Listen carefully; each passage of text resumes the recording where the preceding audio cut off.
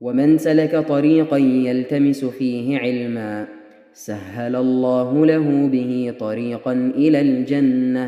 اما بعد فاعوذ باللہ من الشیطان الرجیم بسم اللہ الرحمن الرحیم اللہم صلی وسلم علی نبینا محمد صلی اللہ علیہ وسلم رب اشرح لی صدری ویسر لی امری واحلل عقدۃ من لسانی یفقہوا قولی رب زدنی علما وعن عائشة رضی اللہ عنہا قالت دخل علی النبی صلی اللہ علیہ وسلم ذات یوم فقال هل عندكم شيء قلنا لا قال فإني إذن صائم ثم أتانا يوما آخر فقلنا أهدي لنا حيث فقال أرينيه فلقد أصبحت صائما فأكل رواه مسلم۔ ہم اس کتاب کے اندر رمضان کے حوالے سے احادیث پڑھ رہے تھے۔ اس سے پیچھے نبی صلی اللہ علیہ وسلم کی حدیث امام صاحب نے اس حوالے سے درج کی کہ رمضان کے روزے کی نیت کرنا از حد ضروری ہے۔ رمضان کے روزے کی نیت بڑی ضروری ہے اور یہ فرض ہے۔ روزہ اس بندے کا اس وقت تک نہیں جب تک اس نے رات کو نیت نہیں کی۔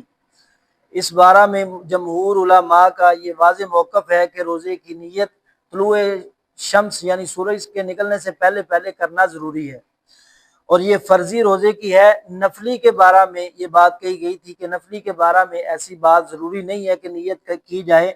اسی بارہ میں امام صاحب اگلی حدیث لاتے ہیں، سیدہ عائشہ رضی اللہ تعالی عنہ سے مروی ہے، کہتی ہیں کہ نبی علیہ الصلوۃ والسلام ایک مرتبہ گھر میں داخل ہوئے تو آپ علیہ الصلوۃ والسلام نے فرمایا هل عندکم شیء، کیا تمہارے پاس کوئی چیز ہے؟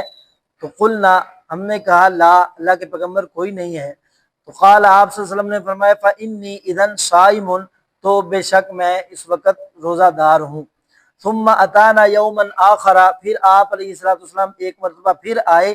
فقلنا، تو ہم نے کہا اہدی لنا حیث، اللہ کے پیغمبر ہمیں ایک حیث، ایک حلوہ نامی حلوہ، اسے حیث کہا جاتا تھا کہ جو کھجور، گھی اور پنیر کے ساتھ بنایا گیا حلوہ ہوتا۔ تو سیدہ فرماتی ہیں کہ ہمیں وہ تحفہ دیا گیا ہے۔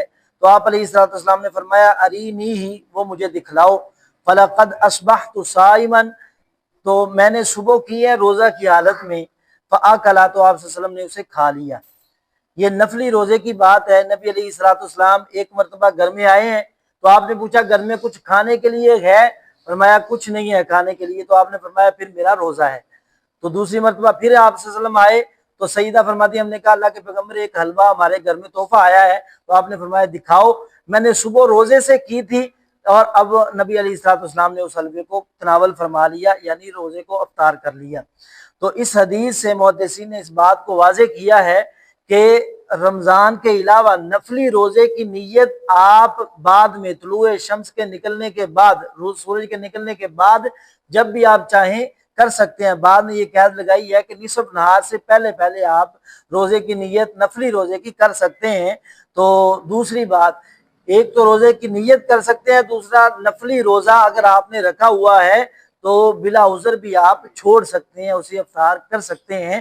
تو محدثین نے اس بات کو واضح کیا۔ بعض ائمہ کا اس بارے میں اختلاف، لیکن جمہور علماء کا یہی موقف ہے کہ نبی علیہ الصلوۃ والسلام نے جیسے وہ حلوہ دیکھ کر آپ علیہ الصلوۃ والسلام نے روزہ افطار کر لیا، تو دونوں مسئلے واضح ہو گئے۔ ایک تو نفلی روزے کی نیت بعد میں کی جا سکتی ہے، اور دوسرا کہ نفلی روزہ افطار کیا جا سکتا ہے۔ اللہ تعالی ہمیں عمل کی توفیق عطا فرمائے۔